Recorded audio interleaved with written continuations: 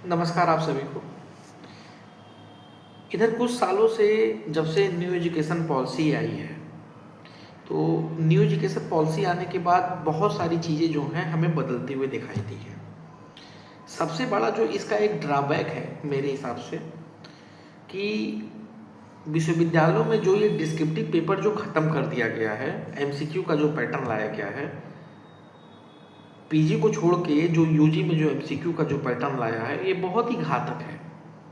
घातक क्यों है? क्योंकि जिस तरीके से अ, तमाम जो संबंधित ऐसे विद्यालय हैं या जो ब्लैक लिस्टेड हैं या जो नकल सेंटर हैं, वहाँ पे ऐसे भी बच्चे पास आउट हो जा रहे हैं कि जिनको कुछ भी मतलब सब्जेक्ट से रिलेटेड नहीं आता है, और फिर यही बच्चे आगे जाके जो है किसी भी क्षेत्र की कंपटीशन को बढ़ा देते हैं।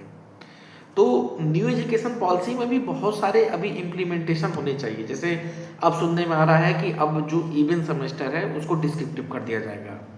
लेकिन पहले क्या था? पहले के क्षेत्र में ऑड और इवन दोनों जो है आपका एमसीक्यू चलता था, और प्रैक्टिकल जो होते थे, माइनर या मेजर जो प्रैक्टिकल होते थे, उनको भी इन्होंने हटा दिया, बस उसका एक पीपीटी प्रेजेंटेशन कर दिया।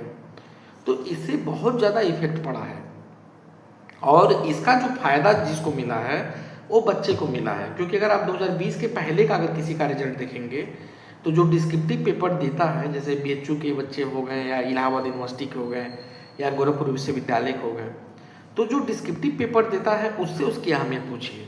कितना एक मतलब माइंड पे प्रेशर रहता था उस टाइम, और एग्ज़ाम मतलब बीट करना ही अपने में बहुत टेढ़ी खीर हो जाती थी, कि प्रैक्टिकल के मार्क्स को अलग मैनेज करना, उसको अलग मैनेज करना, और उस हिसाब से पेपर देना, और उतने भी तब भी उसके बाद मार्क्स नहीं आना। अब क्या है कि जो बच्चा प्रैक्टिकल में 35 नंबर पाता था, अब वही बच्चा प्रैक्टिकल में 75 से 80 नंबर पा रहा है। तो ये जो डिफरेंस जो आया है 35 और 75 का, ये बहुत बड़ा डिफरेंस है। और यही बच्चे आगे जाके जो है कंपटीशन के क्षेत्र को बढ़ा देंगे। जब कंपटीशन का जब क्षेत्र बढ़ता है, तो जाहिर सी बात है कि जब डिमांड बढ़ेगी तो सप्लाई बढ़ाना पड़ेगा, और सप्लाई अभी उतनी उस हिसाब से हो नहीं पा रही है।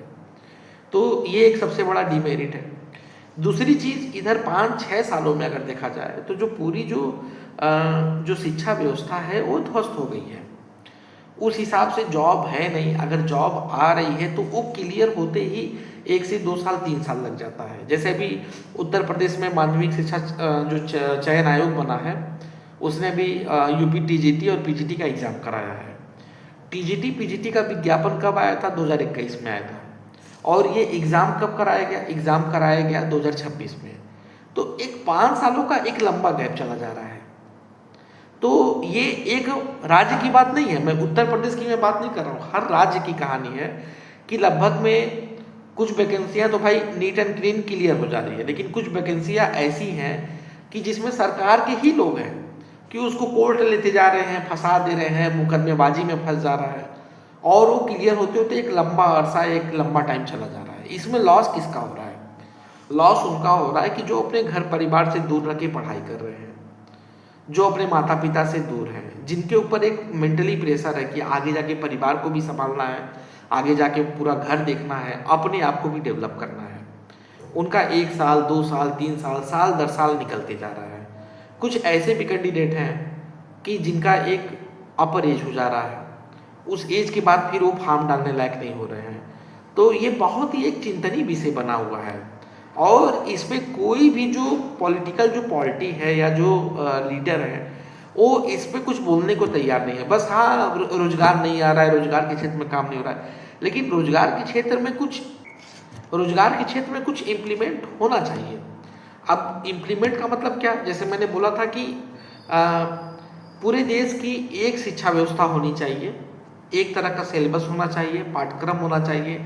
अक्सर ये विवादों में या सुनने में आता है कि अध्याचन आते समय इस विषय में जो है सब्जेक्ट कॉम्बिनेशन की विसंगति है, इसमें ये प्रॉब्लम है, प्राचीन इतिहास वाला इतिहास में नहीं, इतिहास वाला प्राचीन में नहीं, माइक्रोबायोलॉजी वाला जूलॉजी में नहीं।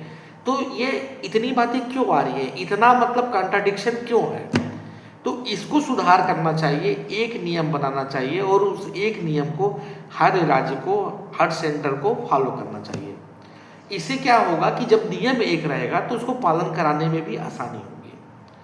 दूसरी चीज़ 5 साल का एक मतलब विज़न होना चाहिए, एक 5 साल का पूरा ब्लूप्रिंट होना चाहिए कि हमें कैसे कैसे 5 साल में वैकेंसी फिलअप करनी है, कैसे शिक्षकों का तबादला करना है, कैसे जो है शिक्षकों को ग्रेच्युटी वगैरह देनी है, कैसे उनको जो है आगे प्रमोट करना है। मतलब ये सारी चीज़ें डिसाइड होनी चाहिए। लेकिन हमारे यहाँ जो मोटा या गाढ़ा वेतन लेने वाले जो सचिव हैं या जो संबंधित जो अधिकारी हैं वो इस क्षेत्र में काम नहीं करते हैं।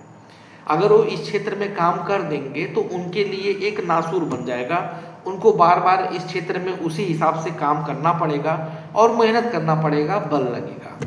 तो वो इस चीज़ को नहीं करना चाह रहे हैं। मतलब एक बाबा आजम के ज़माने की जो प्रोसेस या प्रक्रिया है, वही प्रक्रिया प्रोसेस अपनाई जा रही है, जिससे बहुत सारी मतलब जो चीज़ें हैं वो हमारे लिए नुकसानदायक है।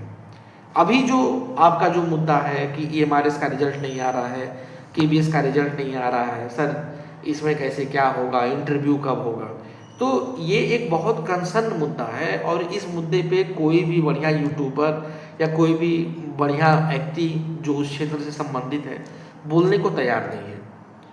इसमें लॉस किसका हो रहा है? अल्टीमेटली लॉस स्टूडेंट का हो रहा है कि एक लंबा टाइम चला गया, अब 1 महीने बाद 1 साल हो जाएगा, 1 साल आपका चला गया। 1 साल करने को 365 दिन होते हैं, लेकिन 365 दिन कैसे ख़त्म हो गए आपको पता नहीं चला इसी 2 टियर के एग्ज़ाम देने में। और इस एग्ज़ाम में भी बहुत खामी है। पहली बात तो डिस्क्रिप्टिव पेपर कराना ही नहीं था, क्योंकि डिस्क्रिप्टिव पेपर का कोई लेवल नहीं होता है कि भाई सामने वाला जो पैनल है किस हिसाब से नंबर दे रहा है, वो किस तरीके से चीज़ों को वहाँ पे सोच रहा है, डेवलप कर रहा है। तो हम वहाँ पे नहीं मान सकते कि ये एथेंटिक नंबर दिया होगा हमारे कॉपी में, किसी को एथेंटिक दिया होगा, किसी को नहीं दिया होगा। तो इस चीज़ में भी सुधार करना चाहिए कि भाई एक शिक्षक की जो भर्ती होनी है उसमें भी आप जो है नाकू चना चबवा दे रहे हैं। आप जो है 2 टियर का एग्ज़ाम दे रहे हैं, डिस्क्रिप्टिव पेपर करा रहे हैं, इंटरव्यू करा रहे हैं, इंटरव्यू में भी आप मनमानी कर रहे हैं। तो अभी भी ये जो पूरी जो प्रोसेस है ये साफ सुथरी नहीं है। ट्रांसपेरेंसी उसको कहेंगे कि जब 100% ट्रांसपेरेंसी के साथ एग्ज़ाम कंडक्ट होगा और उसके बाद वहाँ पे रिजल्ट आएगा। ट्रांसपेरेंसी की बात ही आप छोड़ दीजिए, मैं आपको पूरे देश के विश्वविद्यालयों का मैं हाल बता दे रहा हूँ। BHU का आप साइट खोलिए और BHU में हर एक फैकल्टी का जो है आप CV देखिए।